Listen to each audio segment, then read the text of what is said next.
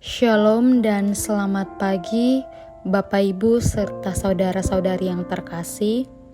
Sebelum kita memulai aktivitas kita, mari kita datang kepada Tuhan dan meminta pertolongan kepada-Nya. Pertolongan kita adalah dalam nama Tuhan yang menjadikan langit dan bumi. Kasih karunia dan damai sejahtera menyertai kita sekalian. Amin. Bapak, Ibu, serta saudara-saudari yang terkasih, mari kita menjadikan firman Tuhan sebagai penuntun di dalam kehidupan kita. Namun sebelum kita mendengarkan firman Tuhan, mari kita menundukkan kepala kita satu di dalam doa. Kita berdoa. Bapa kami yang ada dalam kerajaan surga, kembali kami mengucap syukur ya Tuhan, atas penyertaan-Mu di dalam kehidupan kami yang sangat begitu baik ya Tuhan. Ya Tuhan, di pagi hari ini kami mau menjadikan firman-Mu sebagai penuntun di dalam kehidupan kami. Curahkanlah Roh Kudus-Mu kepada kami agar kami dapat mengerti setiap firman-Mu. Inilah doa kami di dalam nama Yesus Kristus. Amin. Bapak, Ibu, serta jemaat yang terkasih, pembacaan kita pada pagi hari ini terambil dari Lukas pasal 10, ayatnya yang ke-25 sampai ayatnya yang ke-37. Firman Tuhan berbunyi, orang Samaria yang murah hati. Pada suatu kali berdirilah seorang ahli Taurat untuk mencobai Yesus, katanya, "Guru, apa yang harus kuperbuat untuk memperoleh hidup yang kekal?" Jawab Yesus kepadanya, "Apa yang tertulis dalam hukum Taurat? Apa yang kau baca di sana?" Jawab orang itu, "Kasihilah Tuhan Allahmu dengan segenap hatimu dan dengan segenap jiwamu dan dengan segenap kekuatanmu dan dengan segenap akal budimu, dan kasihilah sesamamu manusia seperti dirimu sendiri." Kata Yesus kepadanya, "Jawabmu itu benar, perbuatlah demikian maka engkau akan hidup." Tetapi untuk membenarkan dirinya, orang itu berkata kepada Yesus, "Dan siapakah sesamaku manusia?"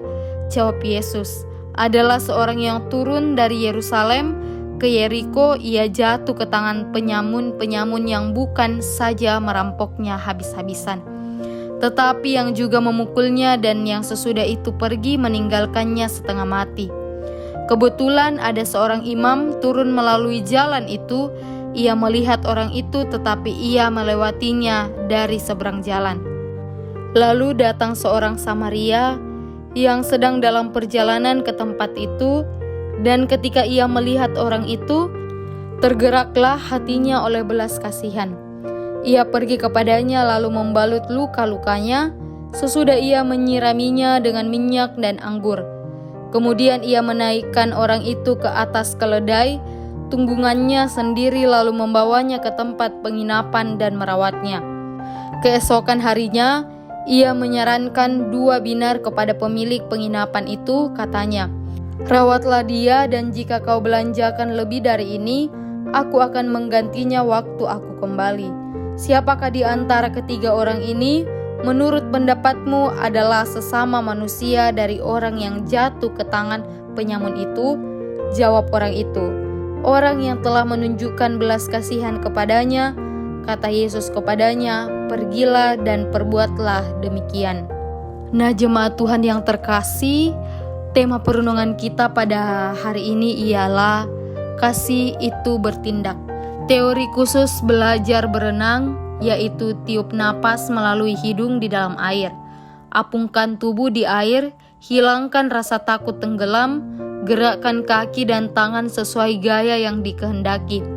Namun, dapatkah kita segera mahir berenang setelah mengetahui teori di atas? Tentu tidak.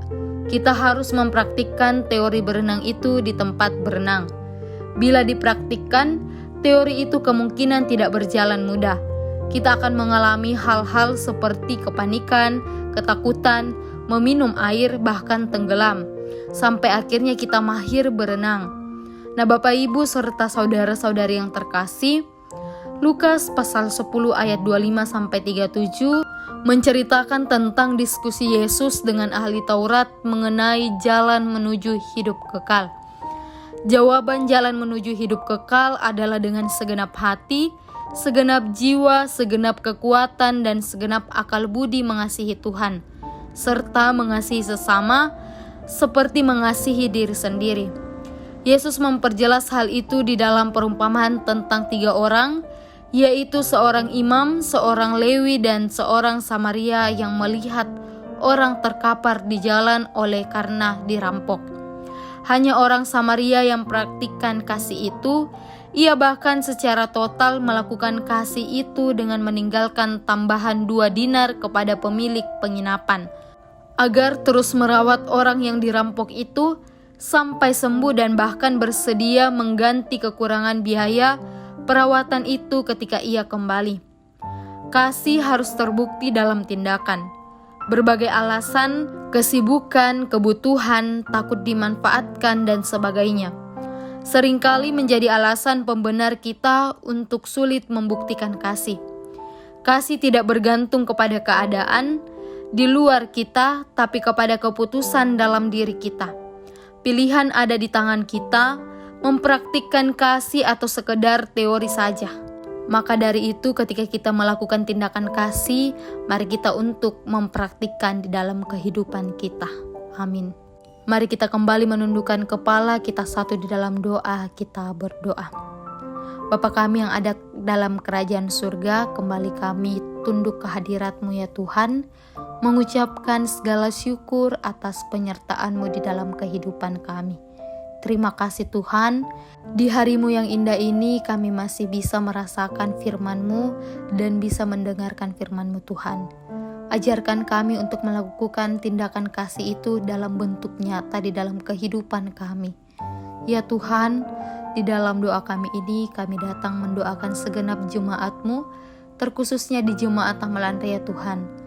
Engkau memberkati mereka satu persatu, Engkau jamah setiap sakit penyakit yang mereka rasakan Tuhan di dalam kehidupan mereka.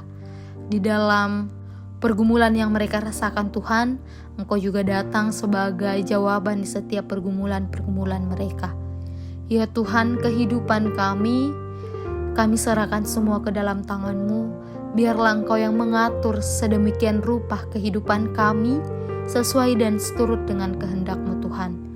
Inilah doa kami, permohonan kami yang kami haturkan di dalam nama Yesus Kristus, Tuhan dan Juru Selamat kami. Amin.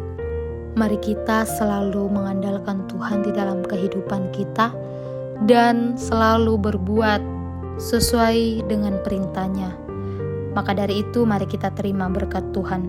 Kiranya Allah mengasihani kita dan memberkati kita. Kiranya Ia menyinari kita dengan wajah-Nya. Amin. Selamat melanjutkan segala aktivitas kita. Tuhan Yesus memberkati kita selalu.